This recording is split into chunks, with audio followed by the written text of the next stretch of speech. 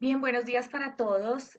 Muchas gracias por acompañarnos en este evento. Mi nombre es Margarita Salas, lidero los servicios de asesoría tributaria en EY y es un placer para mí haber recibido la invitación del doctor José Luis Méndez, a quien agradezco muy especialmente que nos haya permitido este espacio para compartir con ustedes lo que consideramos que fue lo más importante del 2020, que va a tener incidencia en su cierre fiscal seguramente, en la elaboración de su declaración de renta. Por supuesto que la selección de estos asuntos pues es bastante problemática porque hubo muchísimos temas importantes en materia tributaria en el año pasado, pero pues por supuesto que tratamos de hacer lo que más era pertinente para el sector. Desafortunadamente tenemos una sesión de 1 hora, son muchos temas. Probablemente no vayamos a alcanzar a tener una sesión de preguntas y respuestas, pero por supuesto que a través de nuestros emails estaremos muy atentos a absolver cualquier inquietud que a ustedes se les llegare a presentar.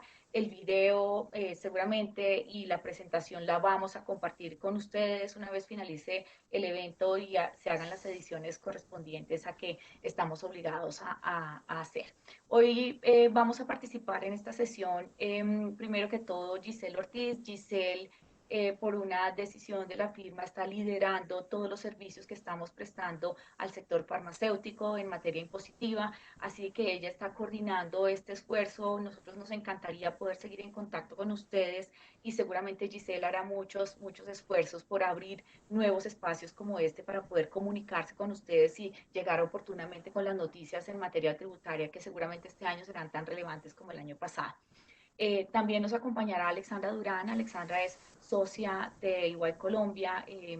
Ha trabajado mucho recientemente en todos los temas relacionados con factura electrónica que tan problemáticos han sido y que presentan tantos retos ahora para los contribuyentes, tanto que reciben como que emiten la factura, y desde las dos perspectivas. Así que yo estoy segura que Alexandra nos va a aclarar muchos de esos temas que son absolutamente relevantes para ustedes.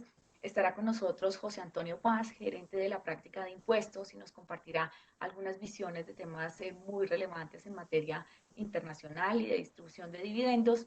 Está Héctor Duque, que es gerente del área de litigio, y él nos conversará, nos hablará sobre temas relacionados con las devoluciones, con algunos cambios normativos que generan algunas inquietudes en su aplicación. Y por último, compartiremos con ustedes de una manera muy tangencial algo sobre la jurisprudencia, lo más importante, lo que consideramos más relevante, y principalmente las sentencias de unificación.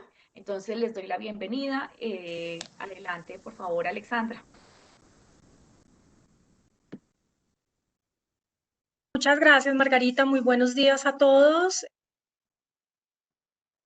Acá con ustedes vamos a compartir un poquito como las ideas y las implicaciones que ha tenido la facturación electrónica en el año 2020 y de pronto prepararnos un poco para lo que va a ser todo este desarrollo de los documentos electrónicos para el año 2020.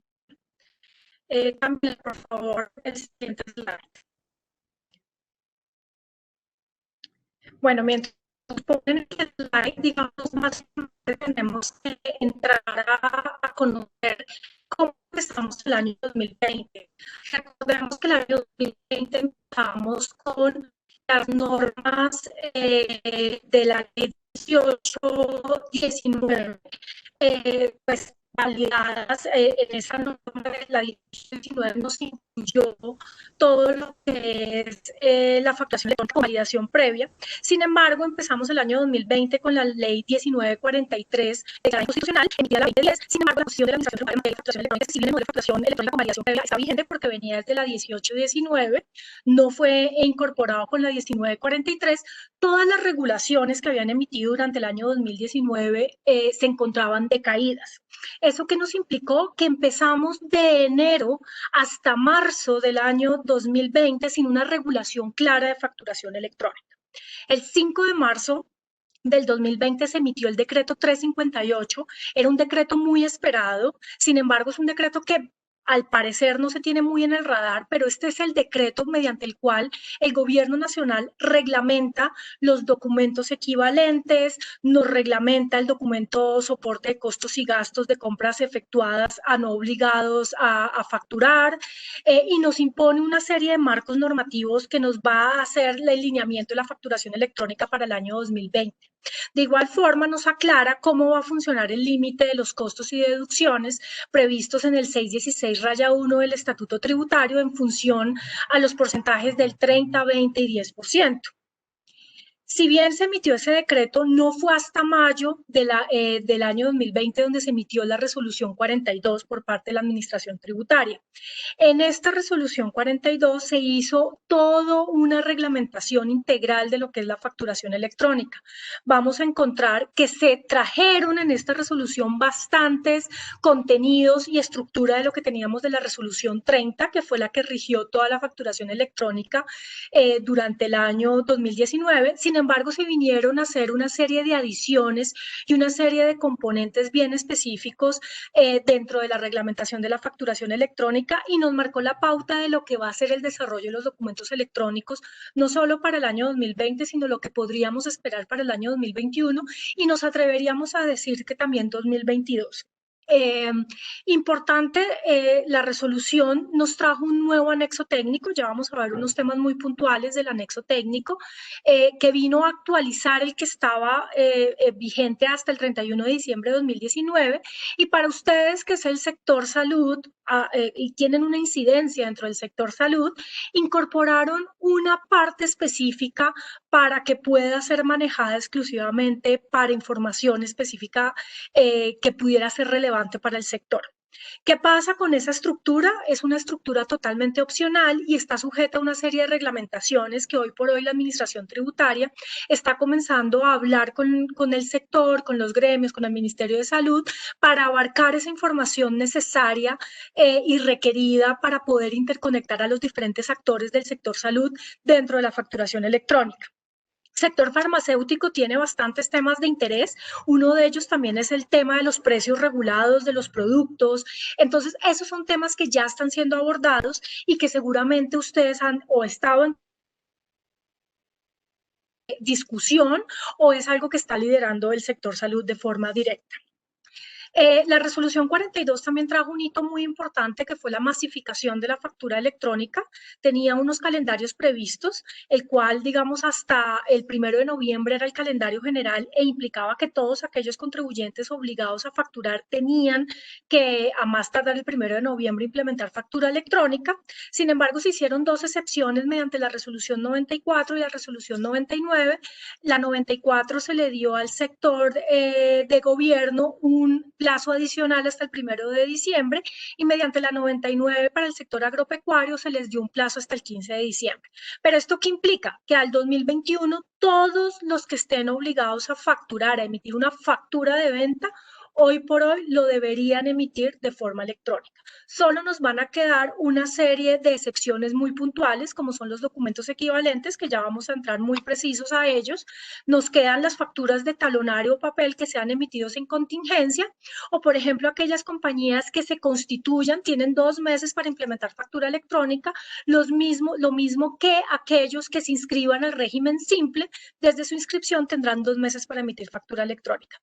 Esto, porque lo aclaramos, es para que sea una invitación también, para que todos ustedes que ya deben estar emitiendo factura electrónica hagan un control también de las facturas que están recibiendo, para efectos de que hoy por hoy, desde el 1 de enero, la regla general es que deben estar recibiendo una factura electrónica. Adelante, por favor.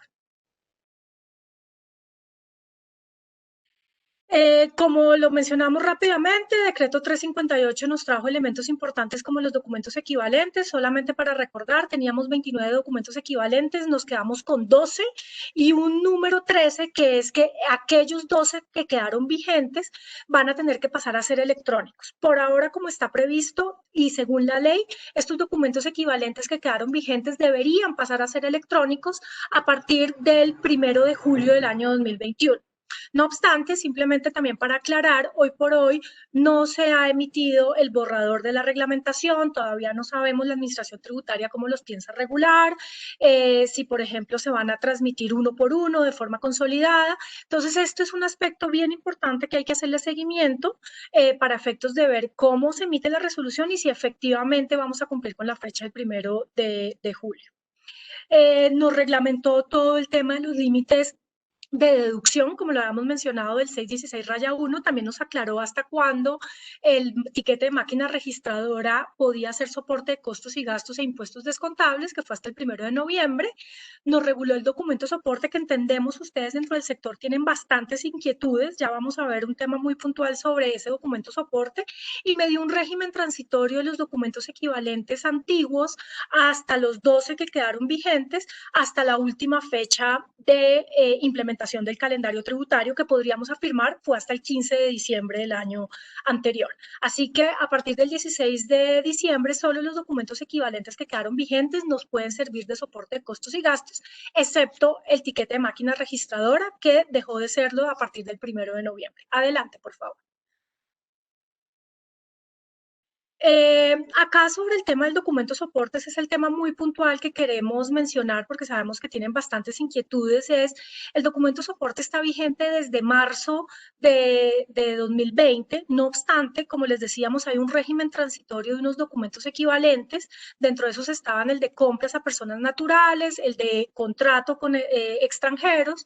Luego, en estricto sentido, podríamos tener hasta el 15 de diciembre esos gastos soportados con esos documentos equivalentes, pero a partir del 16 de diciembre todos los costos los pagos que hagamos por compras o por servicios no obligados a facturar, debemos contar con este documento soporte. Por favor, tengan en cuenta que el comunicado del 15 de agosto de la DIAN es el comunicado en el cual ya habilitó la plataforma para sacar el consecutivo, porque este documento tiene que ir con un consecutivo aprobado por la Administración Tributaria, pero no es el de la vigencia del documento soporte.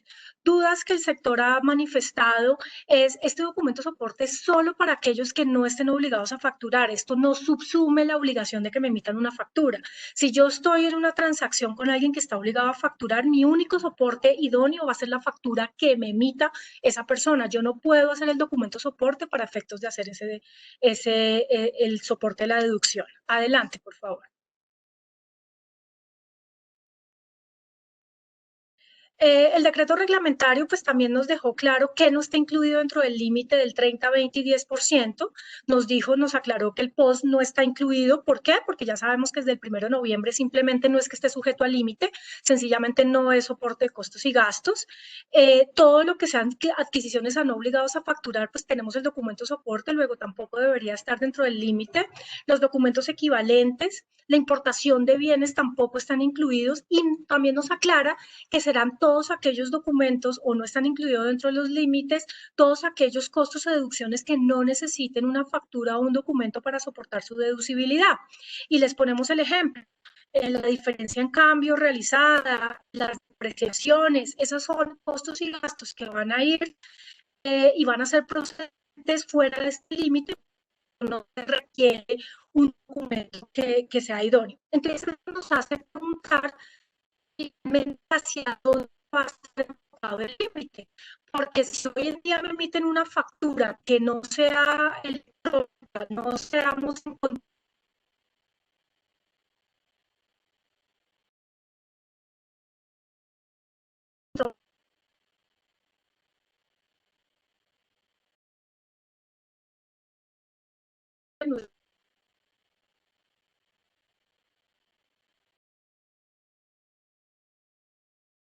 no.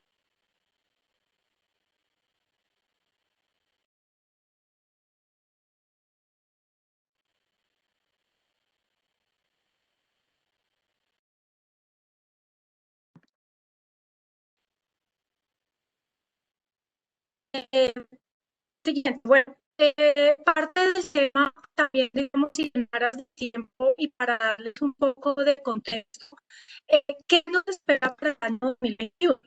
En el año 2021 ya tuvimos a finales de diciembre dos Alexandra, resoluciones bien importantes en borrador. Alex, no sé si me La primera es la escuchas. del Radial, que es un Está documento que pasando estamos un poco muy el a la internet. espera, que es emitido por la Administración Tributaria, por la plataforma a través de las el sector salud tiene que estar muy pendiente de esa regulación, esta plataforma, porque ustedes tienen unos casos especiales para efectos de hacer las glosas, devoluciones y una serie de situaciones que pueden tener una incidencia. Dime, Mar sí, sí, sí.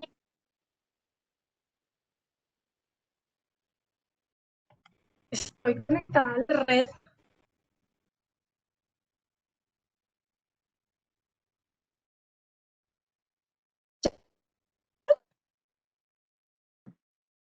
Sí, de pronto si apagas tu cámara, yo creo que mejora el sonido si quieres apagarla. ¿Aló? ¿Aló? ¿Sí, me español? Sí, te escuchamos mejor. Listo, perfecto. Si quieres, estábamos, adelanta, sigue adelantando, por favor, Camila. Estábamos hablando un poco de lo que viene para el año 2021.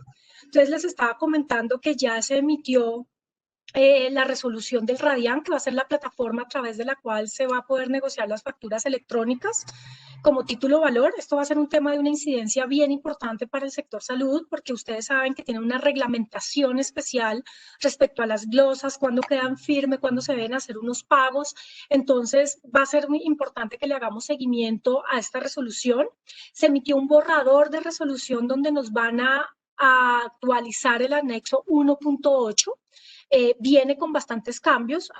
Acá sería importante que comencemos a hablar con nuestros proveedores tecnológicos, con nuestra solución tecnológica para saber cómo va a ser el proceso de implementación de esos cambios. Eso se esperaría que fuera el primer semestre. Y también ya se emitió todo lo que es el borrador de la resolución de la nómina electrónica. Sobre la nómina electrónica, pues obviamente tiene una incidencia importante en las compañías. Nos podemos adelantar un poco que de manera informal nos han comunicado que la DIAN pretende hacer un plan piloto con varias empresas, de discusiones, con gremios para efectos de poder afinar este documento, esta reglamentación. Sin embargo, es claro que este proyecto va para el año 2021, así que la invitación es a que comencemos a revisar con bastante tiempo y antelación el impacto que esto puede tener para nuestra compañía. En principio, la fecha de implementación está para abril de este año, sin embargo, creemos y por lo que hemos conversado con la DIAN que seguramente el plan piloto va a extender un poco la implementación. Entonces, estas son las generalidades de la factura electrónica. Vemos que el año 2021 va a estar bastante movido, no ha salido de reglamentación de documentos equivalentes, así que podemos ver que seguramente todo el proyecto de implementación de facturación electrónica no se cumplirá para el año 2021 y seguramente seguiremos con todo el proceso para el año 2022 y siguientes. Le doy el espacio a José Antonio Paz para que nos converse y nos comente un poco su tema de dividendos. Muchísimas gracias, Alexandra. ¿Me escuchan? ¿Aló, pueden escucharme? Sí, José, te oímos. Perfecto, muchas gracias. Y me pueden ver también, ¿cierto? Voy a cerrar la cámara, pero aproveché para abrirla, saludarlos, agradecerles por la invitación que nos han hecho.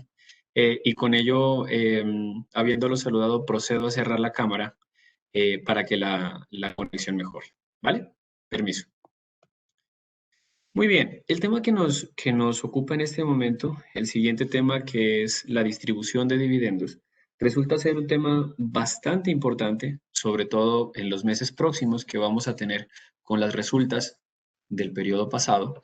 Y si bien es cierto, la conversación, el análisis está centrada en el cierre del periodo y en qué viene para el 2021, pues es menester hablar de este tema respecto de la distribución de dividendos si es que tenemos accionistas que vayan a recibir estos dividendos y que a su vez sean residentes fiscales de países con los cuales Colombia ha suscrito un convenio de doble imposición.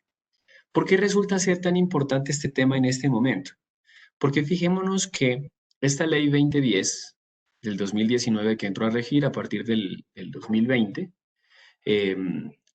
trajo consigo las normas que habían sido implementadas con la 1819 y con la 1943.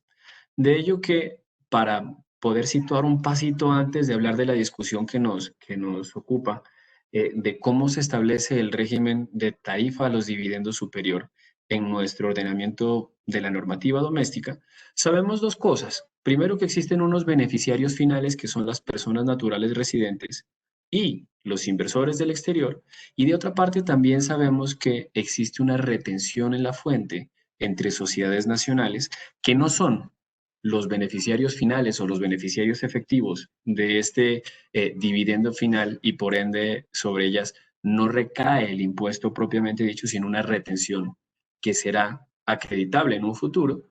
Y con ello sabemos entonces que hay dos tipos de tarifas. La tarifa final, que es la tarifa del 10% que soportan en definitiva las personas naturales y los extranjeros no residentes, y esta retención en la fuente entre sociedades nacionales. Contextualizados en ese que es el marco normativo doméstico que tenemos vigente hoy por hoy, debe saberse que tenemos unas normas que hacen parte de nuestra normativa tributaria en el ordenamiento jurídico colombiano como leyes ordinarias, que son los convenios de doble imposición.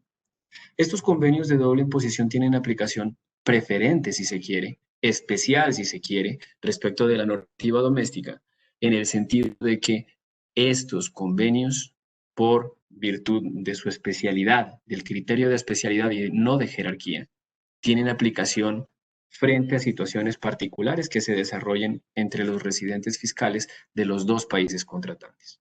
Y estando en ese contexto, sabemos que los convenios de doble imposición limitan las tarifas aplicables en diferentes tipos de rentas cuando se da la distribución desde los estados fuente, para el estado colombiano cuando distribuye los dividendos.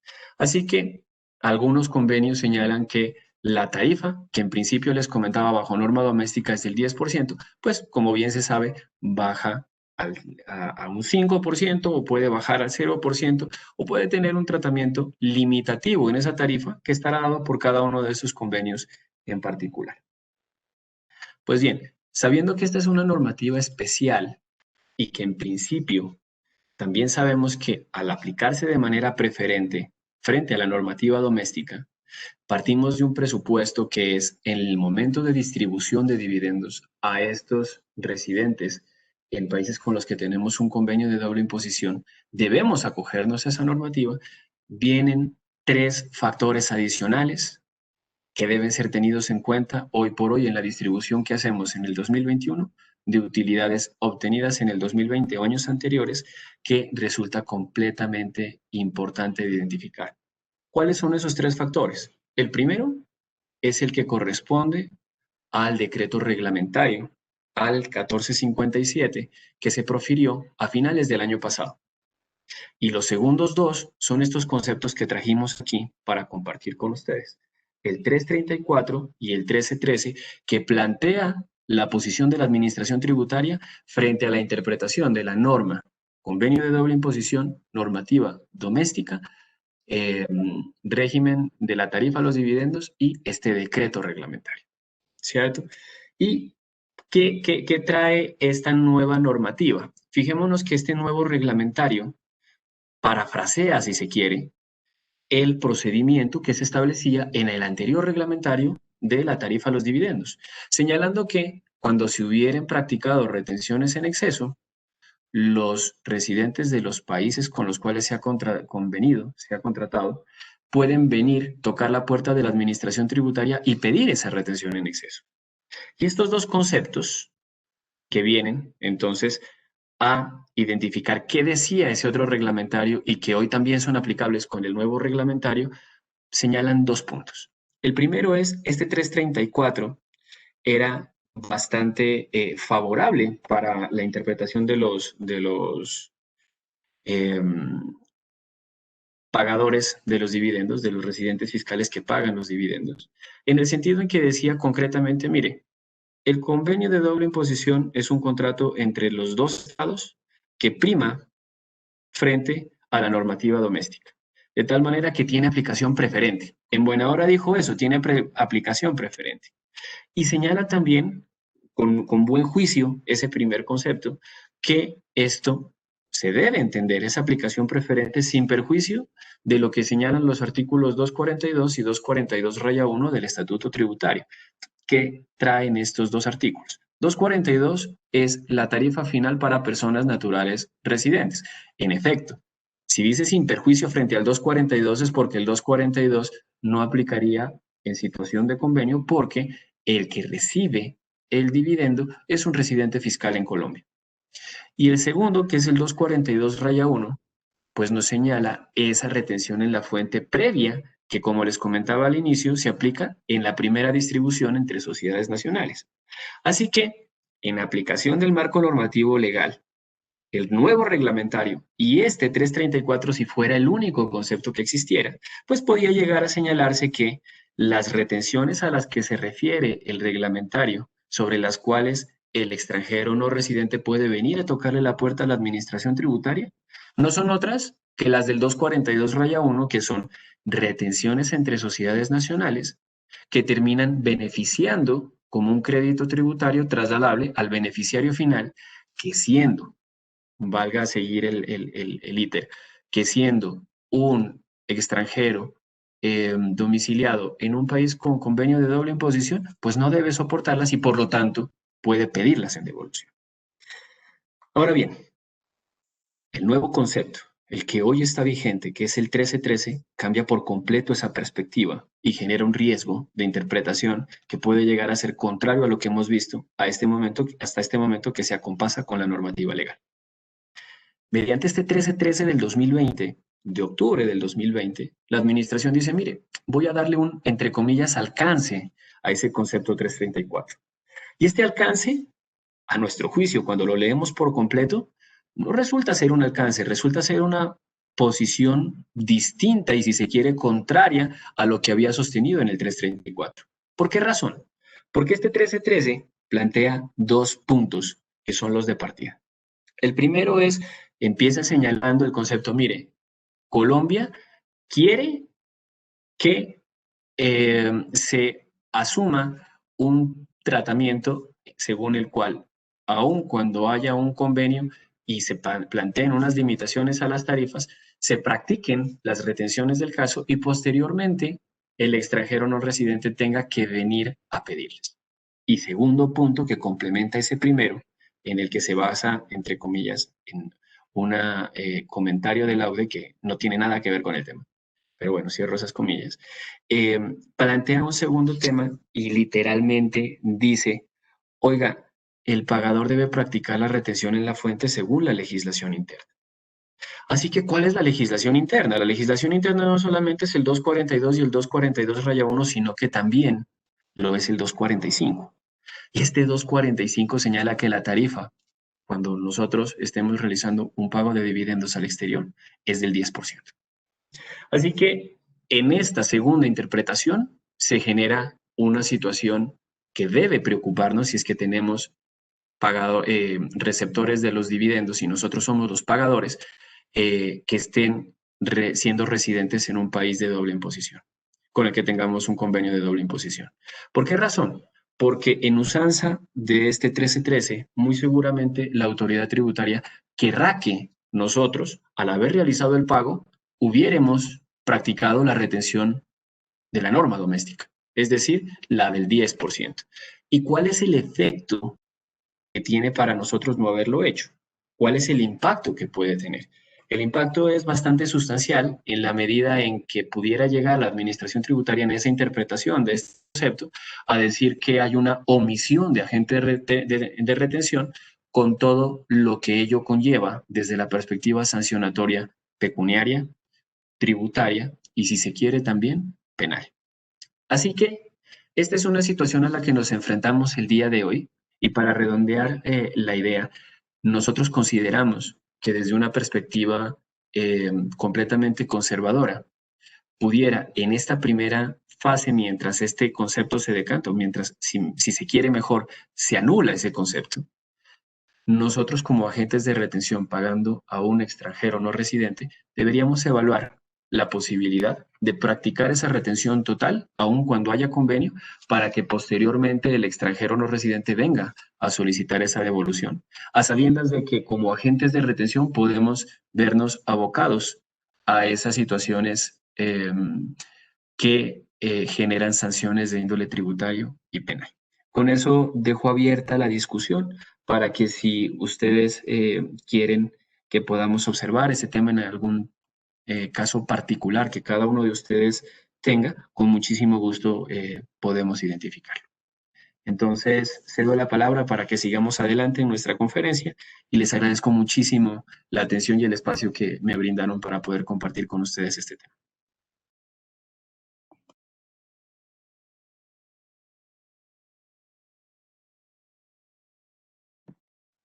Tu micrófono está apagado, Giselle.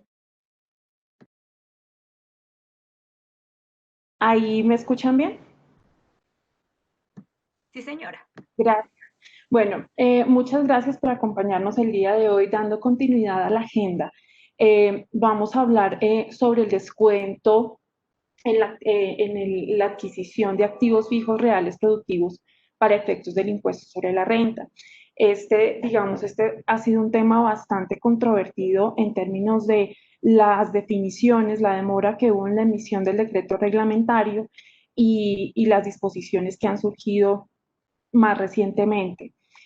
Digamos que por regla general, el IVA pagado en la adquisición de un activo fijo puede ser tratado como mayor valor del costo del activo para posteriormente ser tomado como deducción, bien sea a través de la depreciación o de la amortización.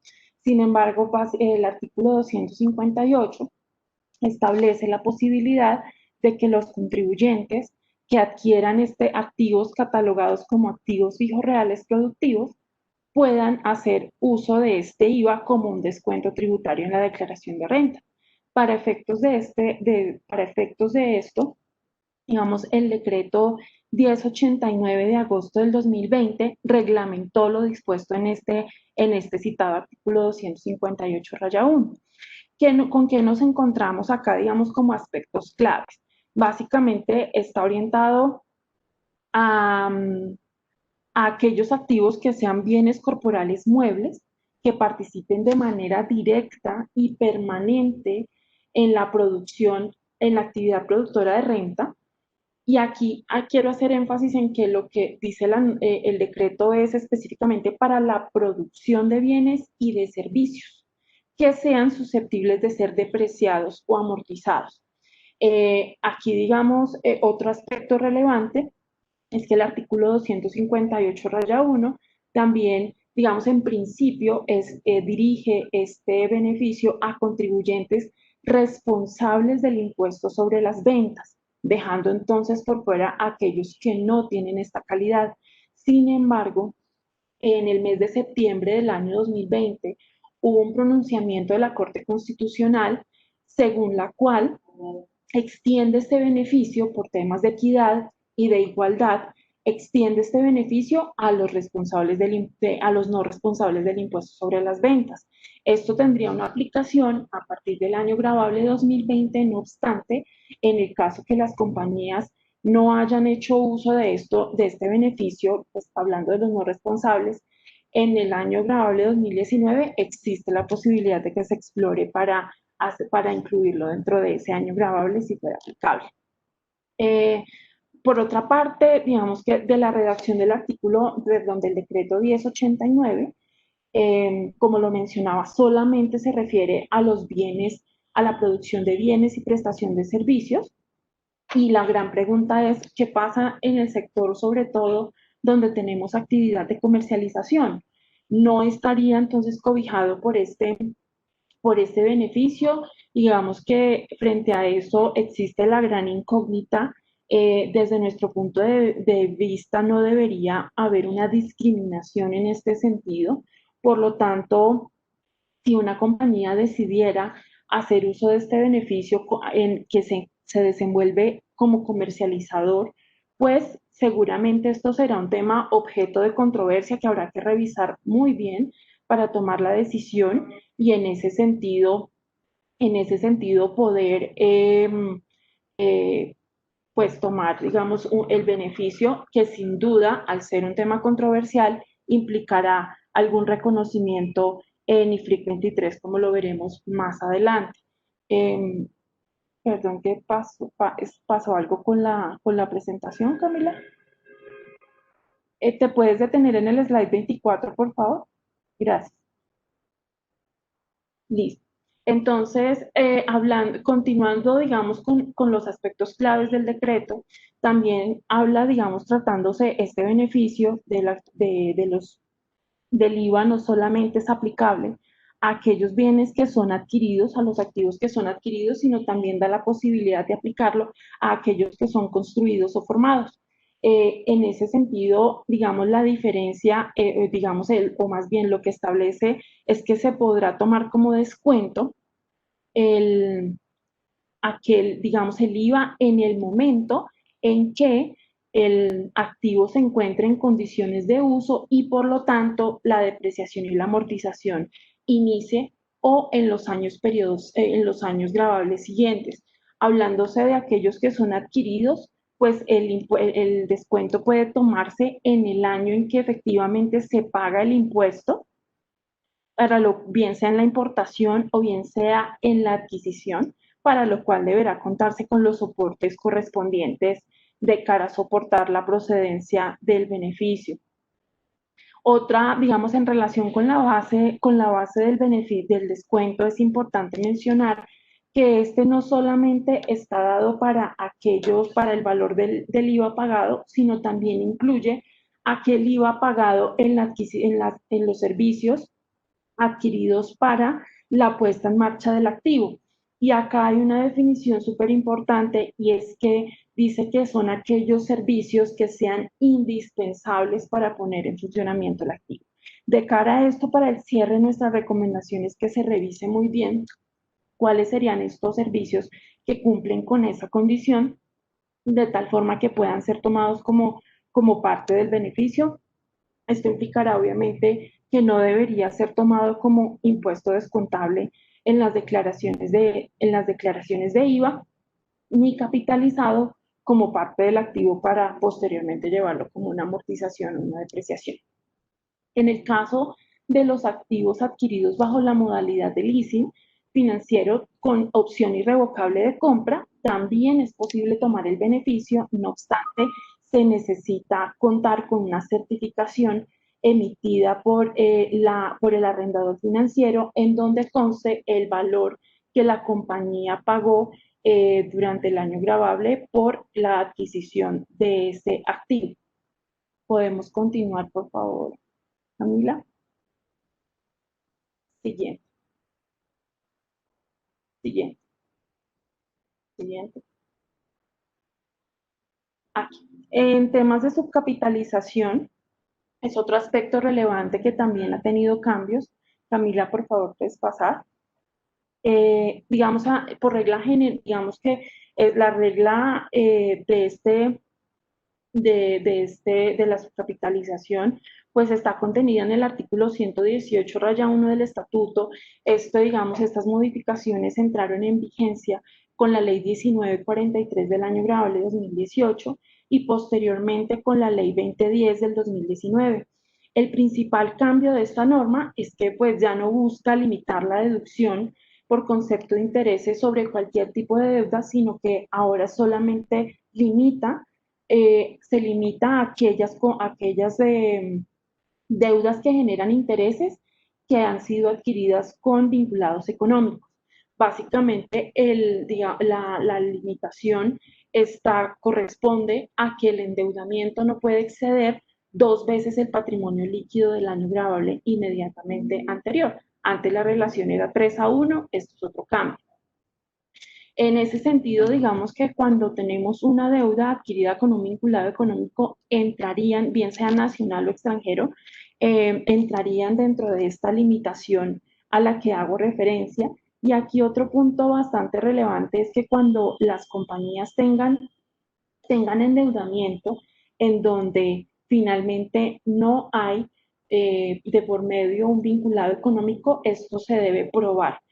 Digamos que la forma como ha establecido la forma como establecido en la norma que esto debe probarse es a través de una certificación emitida por el acreedor, en donde conste que en esa deuda no participa ningún vinculado económico, bien sea como un aval o bajo la figura de back to back, que al final del día permita llegar, pues, concluir que hay un vinculado económico del otro lado.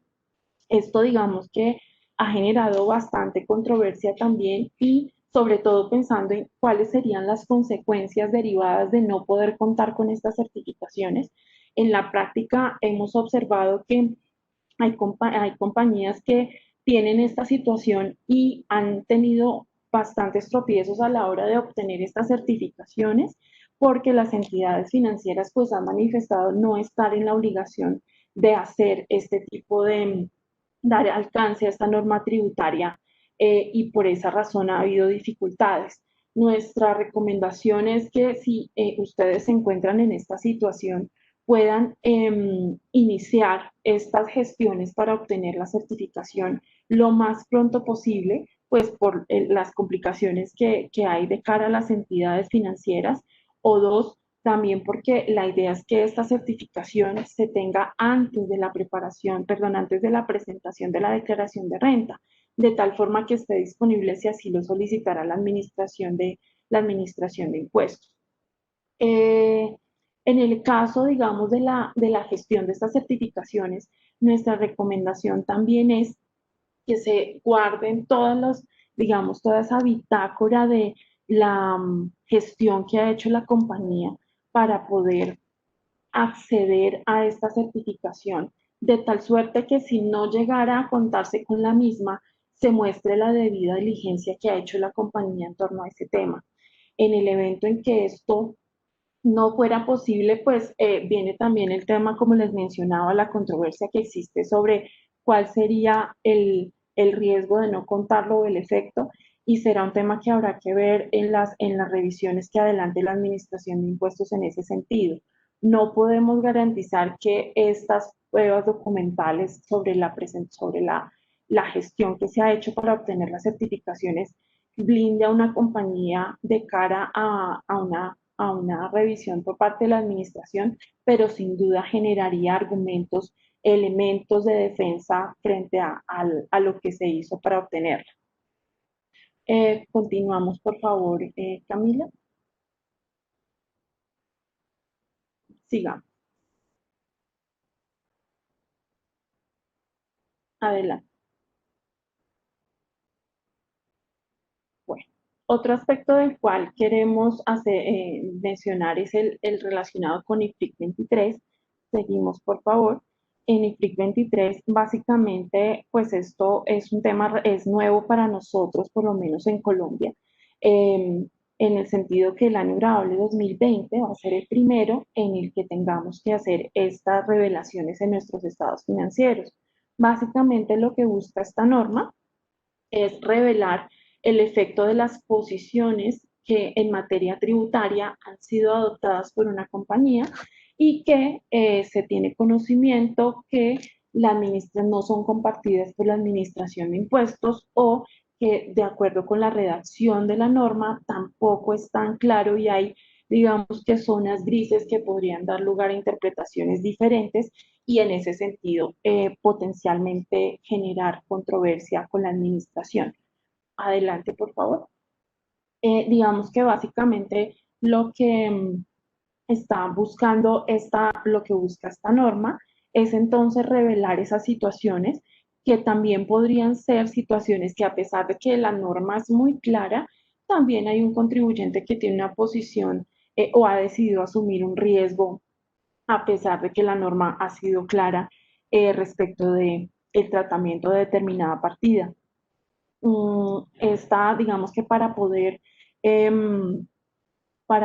establecer o valorar si una posición incierta es susceptible de cuestionamiento, debe hacerse un análisis crítico de cara no solamente al criterio profesional, sino también de cara a la legislación que está vigente, la jurisprudencia y la evolución que ha tenido la doctrina en relación con ese aspecto.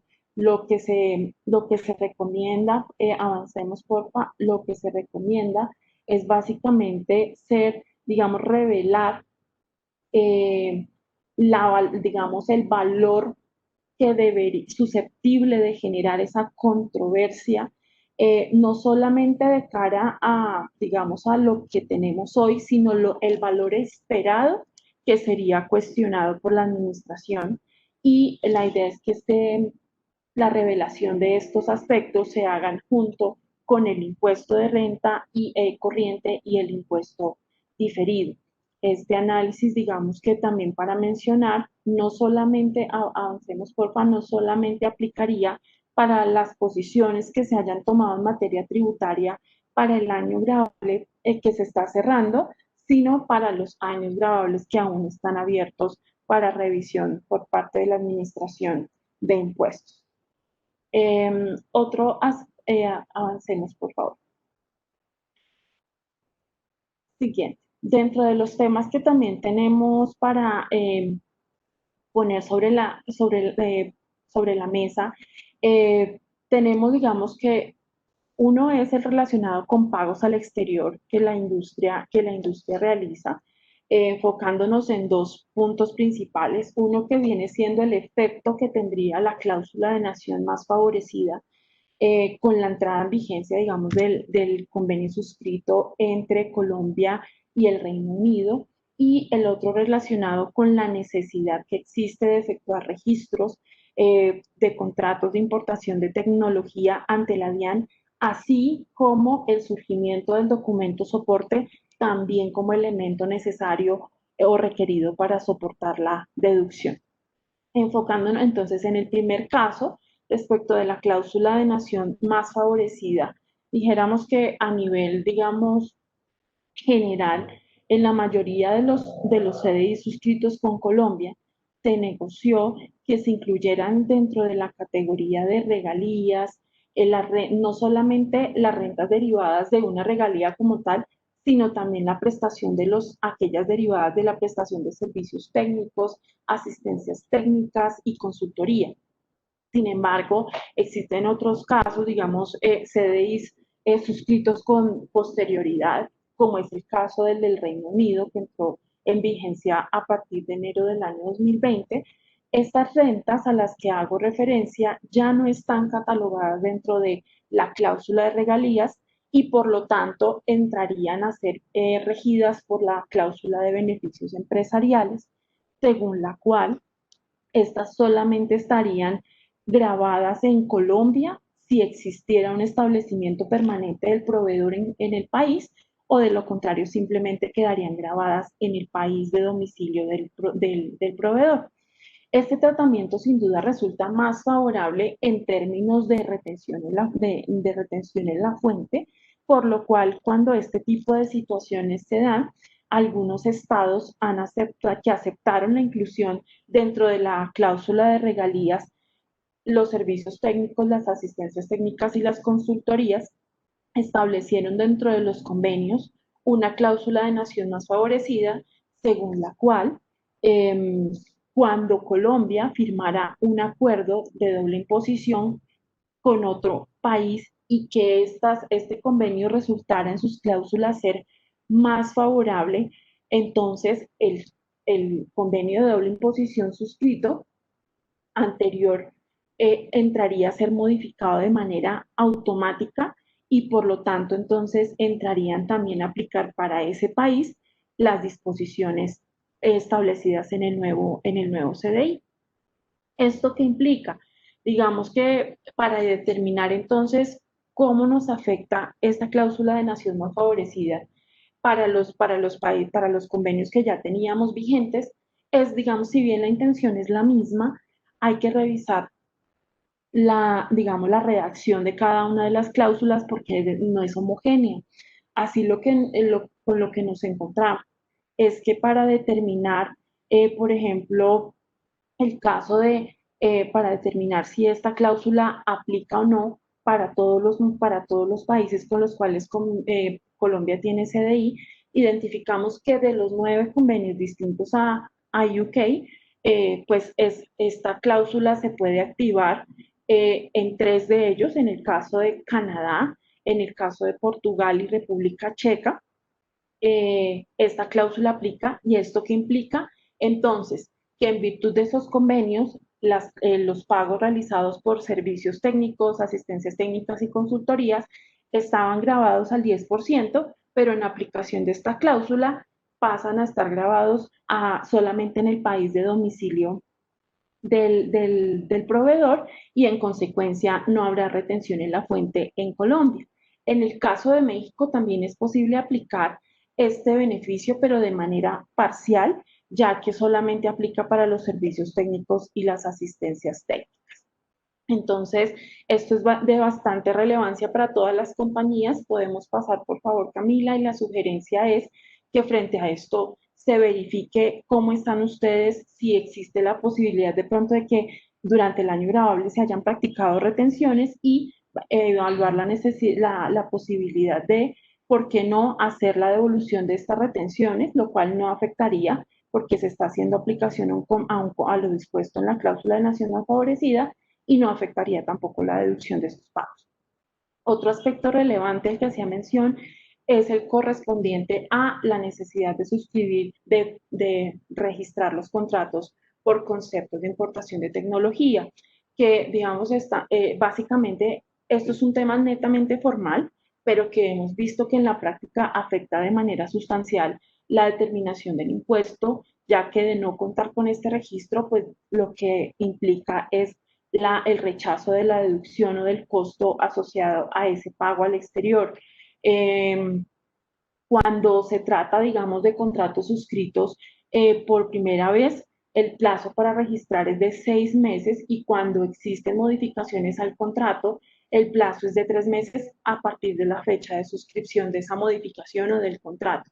Nuestra sugerencia es que para el cierre se pueda revisar estos contratos, los suscritos en el año grabable, si hay algo que todavía esté, digamos, en tiempo para hacer el registro, efectuarlo en el menor tiempo posible, o de lo contrario, si ya estuviéramos por fuera de tiempo, evaluar la necesidad de hacer una revelación en IFRIC 23, considerando lo que mencionaba anteriormente. Adicional a esto, existe también la necesidad de hacer un documento soporte, como lo mencionaba Alexandra. El documento soporte establecido en la resolución 042 del 2020 está dado para aquellos que no son responsables de facturar. Incluye también a las entidades del exterior que no están obligadas a emitir una factura, por lo cual también será un requisito que sugerimos verificar para que se cuente con el mismo y soportar la deducción de estos pagos, que en su gran mayoría de casos pues son de cuantías significativas. Adelante, Camila, por favor. Bueno, otro tema relevante es el correspondiente al tratamiento tributario del PAEF y el PAP, que son básicos, ya digamos, sabemos que son los auxilios o subsidios que han creado el gobierno para cubrir las nóminas y el pago durante el año, pues digamos, pagado durante el año grabable 2020, tanto las nóminas como las primas, y está extendido actualmente hasta marzo del 2021. No nos vamos a detener en la explicación de en qué consiste el beneficio, sino más bien nos vamos a enfocar en cuáles son esos aspectos claves para los efectos tributarios derivados de este tipo de auxilios. Básicamente, pues estarán grabados, son un ingreso que están grabados con el impuesto sobre la renta. De acuerdo con lo dispuesto en la norma, este beneficio no está sujeto a retención en la fuente ordinaria. No obstante, de acuerdo con la redacción de la norma, es posible concluir que estarían sujetos a autorretención especial, por lo cual se sugiere revisar que se haya cumplido en debida forma esto para estar cubiertos como agentes retenedores. Al no corresponder a un hecho que sea un hecho generador del impuesto a las ventas, pues no se causa este impuesto. Y en materia de industria y comercio también ha habido bastante controversia en el sentido de determinar si está grabado o no. La discusión se ha abierto básicamente por las modificaciones que ha hecho la que hizo la ley 1819 del 2016, según la cual todos los ingresos que sean ordinarios o extraordinarios, pues estarían grabados con el impuesto sobre la renta. Estarían grabados con el impuesto de industria y comercio. En ese sentido, consideramos que, pues, entonces una interpretación sería que están grabados con el impuesto sobre la renta, perdón, con el impuesto de industria y comercio, pero otra también podría ser que al no tratarse del desarrollo de una actividad industrial, comercial o de servicios, podría entonces, y en algunos casos también se ha observado que este auxilio es reconocido como menor valor del gasto de nómina, podría entonces existir también argumentos para defender que no es susceptible del impuesto de industria y comercio. No obstante, reitero, este es un tema bastante controvertido que deberá revisarse en profundidad y determinar entonces si para digamos, tomar una decisión o una posición en torno a grabarlo o no con el impuesto. Adelante, Camila, por favor. Y ya para terminar mi intervención, quiero mencionar muy rápidamente los beneficios tributarios que observamos que están habilitados para el sector. Aquí hay muchísimos más en realidad, no obstante, digamos que nos enfocamos en enunciar acá aquellos que están relacionados con la nómina. Sin embargo, buscaremos otro espacio para exponer con mayor detenimiento otros tantos beneficios que existen para la industria. El primero de estos beneficios corresponde al de la deducción de primer empleo, pues esta es una norma que vino a aplicarse a partir del año grabable 2020 con la entrada en vigencia de la ley 2010. Está dispuesto en el artículo 108-5 del estatuto y básicamente dispone que se puede deducir el 120% de los pagos realizados por concepto de salarios a menores de 28 años en su primer año de vinculación. Es importante mencionar también que existe una limitación mensual que deberá cumplirse en cada caso. Otra deducción es la de contratos de aprendizaje. Esto es una norma muy viejita, pero que aún está vigente y consiste en una deducción del 30% adicional de los salarios y prestaciones sociales por aquellos aprendices adicionales a los establecidos en la norma o programas de formación del SENA. Otro aspecto, otro beneficio a considerar es la deducción por trabajadores, por pagos a salarios correspondientes a trabajadores en condición de discapacidad. En este caso, la deducción es del 200% de estos salarios, para lo cual debe aportarse un certificado de incapacidad laboral que pues digamos que limite la pérdida, más bien la pérdida, perdón, que establezca una pérdida en la capacidad laboral mayor al 25% del trabajador. Bueno, los beneficios de inversiones, digamos, por inversiones en ciencia, tecnología e innovación, que pues generan un beneficio correspondiente a un descuento tributario y una deducción también sobre las inversiones, siempre y cuando se tenga la aprobación correspondiente de MinCiencias. Y por último, la contratación de adultos mayores, que también es reciente y básicamente es un 20% adicional de los pagos que se hagan por concepto de salarios y prestaciones sociales para estas personas, para lo cual debe cumplirse, digamos, un requisito mínimo y es que deben corresponder al 2.5% de la planta cuando haya, digamos, digamos, trabajadores digamos, menos de 100 trabajadores e irá incrementando paulatinamente por cada 100 trabajadores en un 0.5% sin, en todo caso, exceder el 5%. Con esto pues cierro mi intervención y le doy paso a Héctor para que nos hable de las devoluciones de saldos a favor. Gracias, Giselle y Margarita, por la invitación y a todos por su asistencia. Bueno, trataré de ser muy breve, ya con el poco tiempo que nos queda, para atender de manera muy sumaria todo lo que son los procedimientos de devolución. Como saben, el año pasado hubo bastantes cambios, bastantes reformas y pues todo esto un poco lleva a la confusión. Llegamos a tener hasta 5 procedimientos alternos en devoluciones en un solo periodo. Entonces, un poco la finalidad es mirar qué sucedió, qué está pasando y qué obligaciones pendientes tenemos a cargo de los que presentamos o presentaremos solicitudes de devolución.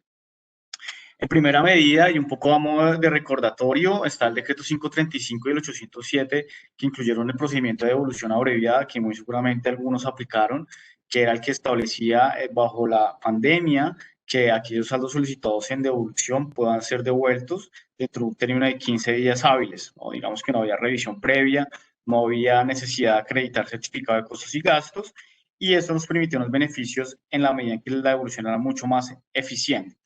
¿Qué pasó con este decreto 535-807? El decreto 807, que limitó el término para aplicar a la devolución abreviada, fue declarado inconstitucional por la Corte Constitucional, declarado inexequible en la medida que determinó que la DIAN no motivó de manera suficiente la terminación del periodo para aplicar el proceso de devolución abreviada, aun cuando nos encontramos en una época de pandemia. Digamos que entró a cortarlo cuando las empresas todavía lo necesitaban y no lo motivó suficientemente. Si bien la Corte Constitucional declaró la inexigibilidad por esos motivos, digamos que nosotros consideramos que un error en el que cometió, que nos parece no tiene coherencia con la sustentación de la Corte, es que le debió haber dado efectos o le debió haber dado la reviviscencia del artículo 535 para que siga estando en funcionamiento y así los contribuyentes pudieran seguir obteniendo devoluciones abreviadas. Sin embargo, la Corte no lo hizo, entonces es una inconstitucionalidad, más un saludo a la bandera que realmente un efecto práctico en devoluciones. Sin embargo, pues se cayó el decreto, y este decreto y quienes aplicamos estas solicitudes de devolución abreviadas, pues todavía tenemos unas obligaciones pendientes por cumplir, que es el envío del certificado de costos y gastos, que se acredita mediante el formato 2613, el cual debe enviarse entre los 30 días siguientes a la terminación de la emergencia sanitaria.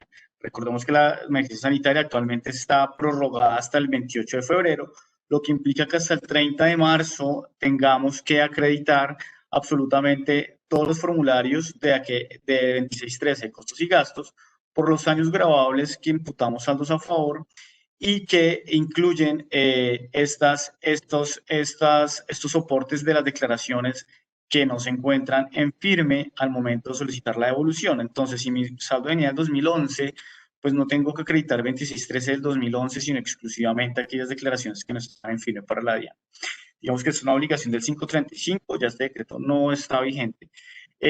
Y después, pues surgió, pues ya venía con la 2010 también, el artículo 855, que implementó la devolución automática de devoluciones.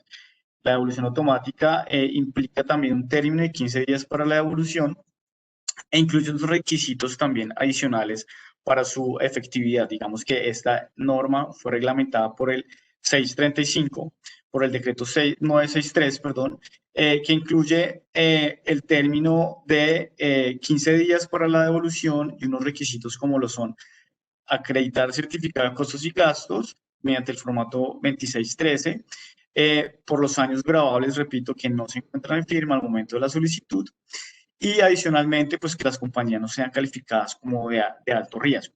Digamos que respecto a esta evolución, importante acreditar formulario 2613. Después surgió, pues igual, con el 855, y ahora el procedimiento automático también está vigente, digamos, de manera paralela, el procedimiento ordinario de devoluciones. El procedimiento ordinario de devoluciones, que es el que siempre ha regido, que son 50 días hábiles para la devolución. Lo que estableció el decreto 963 es que aquellas compañías que se quieran acoger al procedimiento ordinario, pues simplemente no acreditan certificado de costos y gastos. O mejor dicho, compañías no quieren acreditar certificado de costos y gastos por su complejidad, podrán no hacerlo, y en ese caso se pueden acoger al término ordinario de devoluciones. Obviamente nos encontramos en un procedimiento de 50 días hábiles que requiere una revisión previa por parte de la DIAN, y pues ese será el procedimiento ordinario que se cumple. Es decir, que son muchas preguntas que nos hacen nuestros clientes, y es: ¿estoy obligado a presentar 2613? Pues no, a menos que quieras acogerte al procedimiento automático de devolución.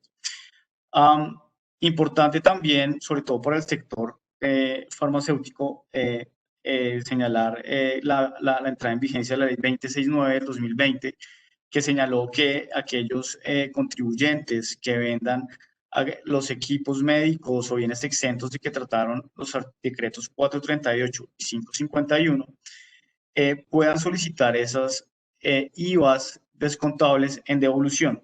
Recordemos que inicialmente el decreto 438 y 551 establecía que esos bienes se encontraban exentos del impuesto sobre las ventas, más sin embargo esos y esos descontables por los ingresos provenientes de la venta de esos equipos no podría ser susceptible de devolución. Ahora con la ley 269 del 2020 ya se incluyó un parágrafo al artículo en el cual se establece que esos saldos a favor podrán ser solicitados en devolución por los contribuyentes. Sin embargo, es importante de la redacción, digamos, textual y estricta de la norma, considerar algunos puntos que son muy relevantes. El primero es que debemos aplicar la proporcionalidad de ese ingreso respecto de mis impuestos descontables para ver de mi descontable el periodo que es susceptible de devolución, señalando que son aquellos asociados a la venta de los bienes exentos por COVID. Un segundo punto viene siendo hasta cuándo tengo el término. Pues resulta que la ley 2069 señaló que la devolución de estos bienes podrá solicitarse hasta el término de la emergencia sanitaria, es decir, hasta el 28 de febrero. Quienes no, si la emergencia sanitaria no se prorroga, pues quienes soliciten después del 28 de febrero estas devoluciones de IVA, pues quedarán por fuera de este beneficio y únicamente podrán imputar a periodos siguientes como impuestos descontables sin ser susceptible de devolución los descontables asociados a la compra de estos equipos médicos. Entonces, importante, la solicitud de devolución debe radicarse antes del 28 de febrero de este año. Y como tercer punto importante es que la misma ley 2069 no incluyó nada asociado a las inadmisiones de las devoluciones que se radiquen. ¿Qué pasa?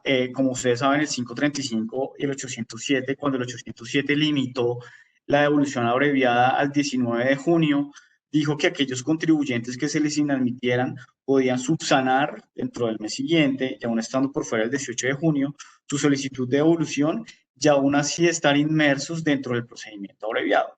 La DIAN no dudó en interpretar esa norma señalando que solo se podía subsanar una única vez desde la radicación inicial. Por eso muchos contribuyentes, muchos clientes nuestros, al subsanar por segunda vez, la explicación de la DIAN es que eso solo le cubría una subsanación. Ahora tenemos una situación parecida y es pues que la 2069 que nos incluye esta devolución especial por venta de equipos médicos y bienes COVID exentos de IVA, no incluye nada asociado a las inadmisiones de devoluciones, simplemente dice quienes radiquen antes del 28.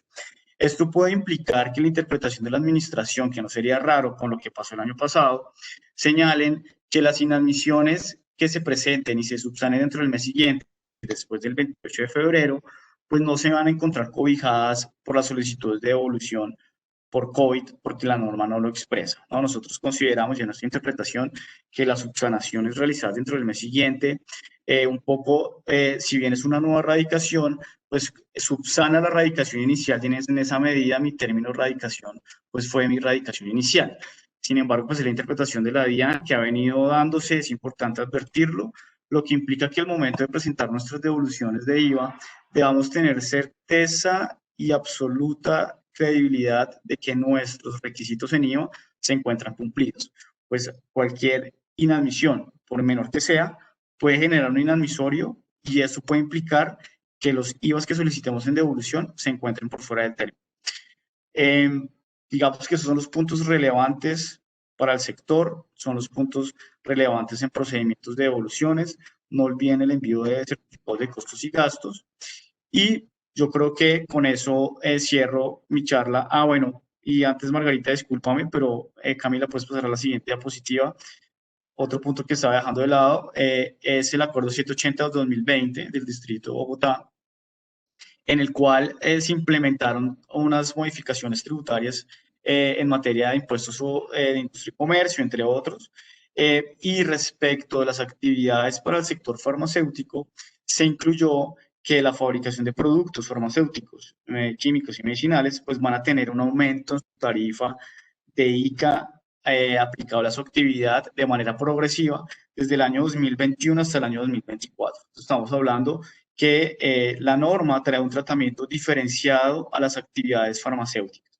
Este incremento de ICA debe tener y debe estar suficientemente motivado y justificado en la medida en que realiza, repito, un tratamiento diferenciado, por lo que nosotros creemos que el sector farmacéutico y más el gremio también debería o deberíamos en conjunto interponer una acción de legalidad y constitucionalidad en la cual se analice si realmente este decreto y estos aumentos tarifarios cumplen con los requisitos de ley, ¿no?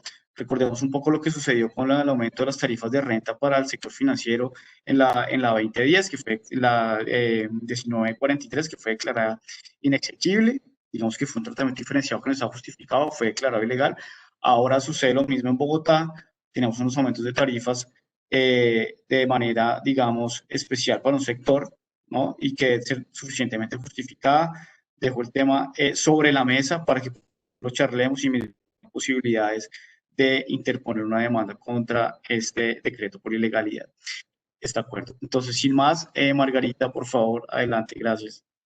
Gracias, Héctor. Bueno, yo sé que estamos pasados de tiempo y yo no me voy a tomar mucho porque seguramente a ustedes ya les han hablado bastante sobre las sentencias de unificación e inexequibilidad. ¿Por qué queremos hacer énfasis siguiente, por favor, Camila, en estas sentencias? Primero, pues porque pasaron muchos años para que el Consejo de Estado emitiera una sentencia de unificación. Segundo, porque ya ustedes sabrán que los efectos de las sentencias de unificación son unos efectos sui generis, y son sui generis porque ustedes pueden utilizar esa sentencia, ustedes no, pueden utilizarlo las partes, puede utilizarlo cualquier despacho que esté conociendo un proceso de este tipo de decisiones que están unificadas, puede solicitarle al Ministerio Público, el Consejo de Estado puede abocar conocimiento dependiendo del caso que se esté analizando, que sea de interés económico, de interés social, de relevancia para el desarrollo jurídico. Entonces, sí es muy importante que tengamos en cuenta que el Consejo de Estado ya está expidiendo sentencias de unificación y que esas sentencias de unificación, el efecto que tienen es que pueden dirimir de manera instantánea cualquier controversia en torno a las decisiones unificadas. ¿Qué quiere decir eso? Que alguno de ustedes, alguna de sus compañías está atendiendo un debate, un litigio, ya sea en sede administrativa o en sede judicial, relacionado con los puntos unificados por la jurisprudencia del Consejo de Estado, si les favorece, podrían utilizar la jurisprudencia del Consejo de Estado para cerrar esos procesos. Por supuesto, la contraparte también lo puede hacer, los temas que le favorezcan a la DIAN, unificados por la jurisprudencia del Consejo de Estado, la DIAN podría solicitar que se aplique la sentencia de unificación y que se termine en relación con esa discusión que tiene que ver con la unificación, que se termine la discusión y es obligatorio terminar la discusión. Entonces, estas sentencias no aplican para procesos que ya fueron cerrados, solamente aplica para procesos ante la administración o ante el contencioso que están en curso, de manera que el efecto es hacia futuro. Es muy relevante que ustedes puedan observar. Y me parece siguiente, Camila, que es muy importante poder hablar primero de la sentencia 23419 que se emitió el 29 de octubre del 2020. La consejera ponente fue la doctora Estela Janet Carvajal Basto. Y esta es una discusión en relación con la interpretación del artículo 147 del Estatuto Tributario, que si ustedes recuerdan, el artículo 147 se refiere a la compensación de pérdidas fiscales de sociedades. El inciso primero es muy general, las compañías pueden compensar sus pérdidas fiscales, y el inciso segundo se refiere a que la sociedad absorbente o resultante del proceso de la fusión solo puede compensar las rentas líquidas ordinarias que obtenga, contra las rentas líquidas ordinarias que obtenga las pérdidas fiscales sufridas por las sociedades fusionadas. ¿Qué interpretaron las sociedades durante muchos años? Que si la sociedad absorbente tenía unas pérdidas propias, esas se podían compensar al 100%, independientemente de que esa sociedad absorbente, al fusionarse, la participación patrimonial, por supuesto, se redujera o se modificara o se alterara. En esa interpretación que hizo en este caso la sociedad demandante, el Consejo de Estado unificó la jurisprudencia en cuanto a que el artículo 147 se debe entender que las pérdidas fiscales sí son susceptibles de ser amortizadas, pero se entienden como sociedades todas las participantes en el proceso de fusión, no solamente las absorbidas. Ahí había antes algunas interpretaciones en contrario del Consejo de Estado, así que el Consejo rectifica la posición anterior y unifica la jurisprudencia. ¿Y eso qué quiere decir? Que procesos en los que se debata esta misma situación, pues seguramente será la administración tributaria la que venga y diga, yo creo que yo tengo razón, porque seguramente la administración tributaria lo que retó es la posibilidad de amortizar las pérdidas fiscales de la sociedad absorbente al 100%. De manera que en esos casos la administración tributaria con esta sentencia de unificación podría incorporarla dentro del proceso de discusión y dirimir la controversia ganando este punto. Tengan en cuenta que aquí solamente está unificado el tema de la interpretación del inciso primero y segundo del 147.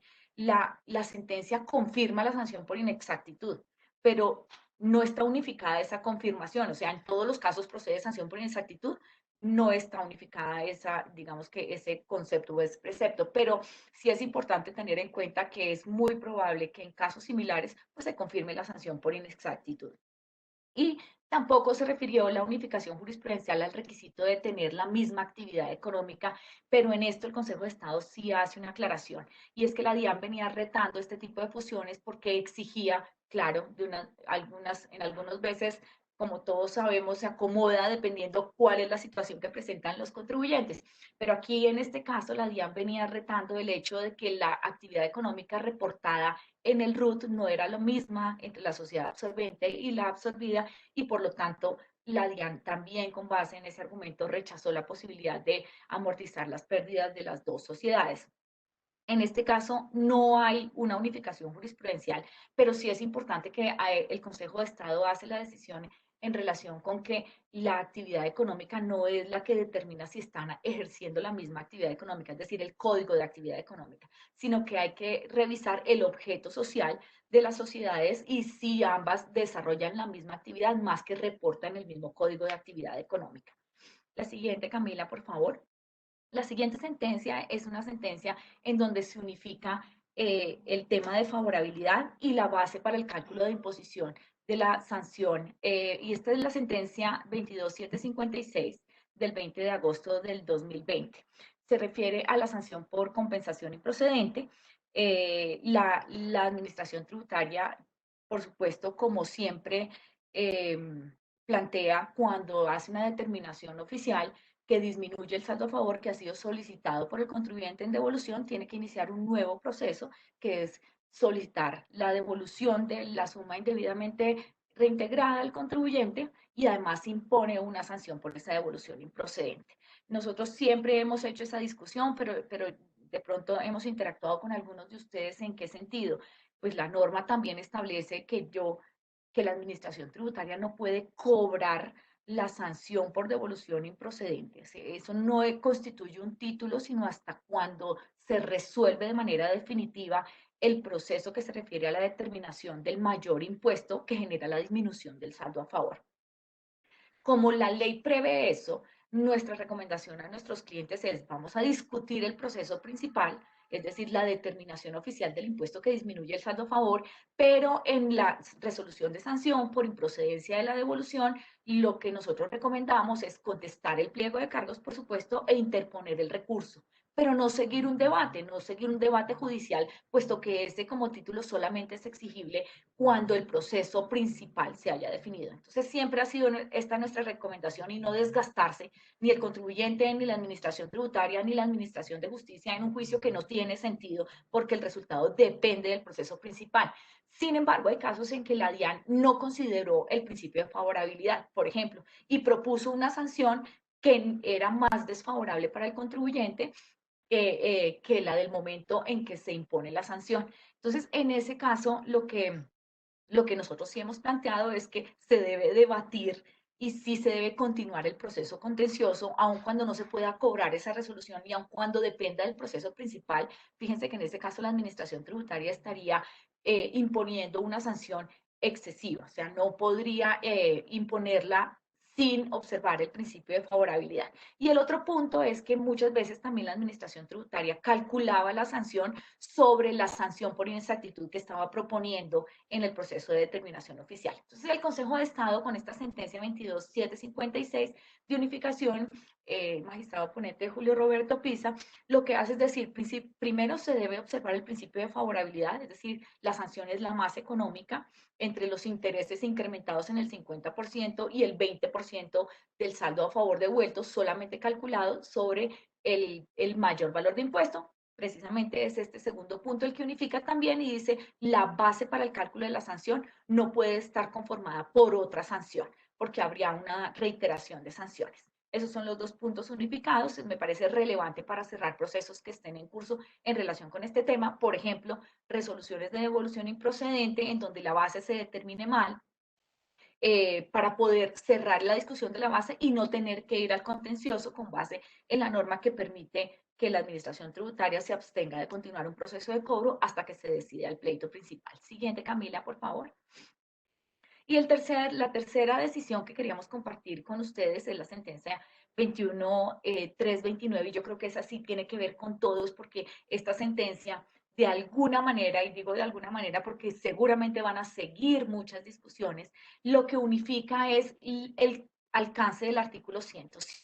Y dice qué es el criterio de necesidad. Recuerden que la administración tributaria, a pesar de que venía habiendo de alguna manera una consistencia en la posición jurisprudencial sobre que las erogaciones no tenían necesariamente que generar un ingreso, sino que tenían que, para cumplir el criterio de necesidad y de causalidad, relacionarse con la actividad productora de renta, principalmente el criterio de relación de causalidad. No obstante, hubo otras sentencias que cambiaron esa línea y que exigieron de verdad la relación del egreso no con la actividad productora de renta, sino con la generación de un ingreso. Y aquí lo que hace el Consejo de Estado es unificar la jurisprudencia y decir de ninguna manera se necesita que la expensa para cumplir el requisito de relación de causalidad tenga que generar un ingreso. Lo que se necesita es que se relacione con la actividad productora de renta.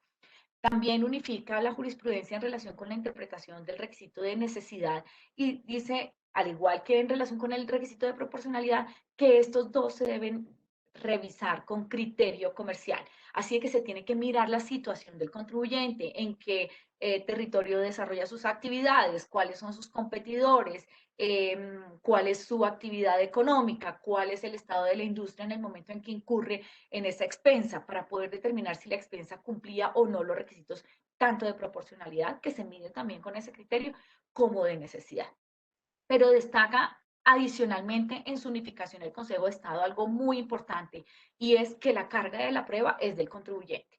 Fíjense que muchas veces la dificultad de la carga de la prueba es importante y ahí tenemos que valorar cuál es el riesgo de perder el pleito y por supuesto de generar una sanción por inexactitud porque no tenemos la capacidad de demostrar los requisitos del 107. Entonces, ¿qué dice el Consejo de Estado? La carga de la prueba es del contribuyente, y como es del contribuyente, el esfuerzo probatorio para demostrar esas circunstancias que acreditan la necesidad y que acreditan la proporcionalidad es absolutamente relevante para la definición del pleito en favor o en contra del contribuyente. Así que esto es una invitación para que hagamos un análisis muy concienzudo de las erogaciones, que puede que no sean las ordinarias del negocio, sino erogaciones extraordinarias. En este caso se trató de que la sociedad compró una compañía en el exterior y para adquirir esa compañía, pues adquirió también un crédito mercantil y lo adquirió con un crédito. La DIAN lo que hizo fue decirle, no tiene relación de causalidad, ni de necesidad, ni de proporcionalidad la compra de una sociedad, cuando además esa sociedad, cuando además esa compra le hace incurrir en un crédito mercantil, y esa sociedad adquirida no le está produciendo dividendos. Y ahí es cuando el Consejo de Estado le dice al demandado, no es necesario que produzca dividendos, lo importante es que una compañía adquiere otra para mejorar su posición en el mercado, para ampliar sus servicios, para expandir sus actividades. Luego tiene relación con la actividad productiva, no necesariamente con el ingreso. Luego esa expensa es procedente la amortización del crédito mercantil, como la sociedad incurrió en un endeudamiento para poder adquirir esas acciones, los intereses que pagó por ese endeudamiento también son deducibles porque también reúnen los requisitos del 107. Entonces, fíjense que además de la unificación jurisprudencial, la sentencia es muy interesante en relación con la adquisición de un crédito mercantil y con el endeudamiento para la adquisición de ese crédito mercantil, frente a lo cual venía habiendo bastantes debates y adicionalmente muchos contribuyentes se habían abstenido de tomar la deducción de los intereses pagados por créditos para la adquisición de otras empresas, de otros negocios, de otras compañías, pensando en que la DIAN venía retando esas deducibilidades y principalmente para no conculcar su derecho muchas veces a los saldos a favor que generaban en sus declaraciones tributarias. Con eso quiero cerrar. Sé que fuimos un poquito a una velocidad inusitada. Todos los comentarios o las discusiones que quieran tener alrededor de todos estos temas, estamos muy abiertos. Si hay un link de preguntas y respuestas, si quieren dejarnos allí sus preguntas y respuestas, con gusto luego nos comunicamos con ustedes. También está la opción de responder esa encuesta que dice si quieren manifestar que los contactemos para conversar ya más de manera particular sobre alguno de estos asuntos. Ustedes nos dejan saber. Queremos darles las gracias por haber permanecido en esta reunión, aunque rebasó el límite de lo que habíamos fijado inicialmente. Esperamos, doctor José Luis Méndez, que nos invite a una próxima oportunidad. De verdad que para nosotros es un gusto poder compartir esto que nos ocupa día a día con ustedes. Estaremos atentos a sus comentarios, a sus observaciones y a atender sus preguntas. Muchas gracias y feliz día.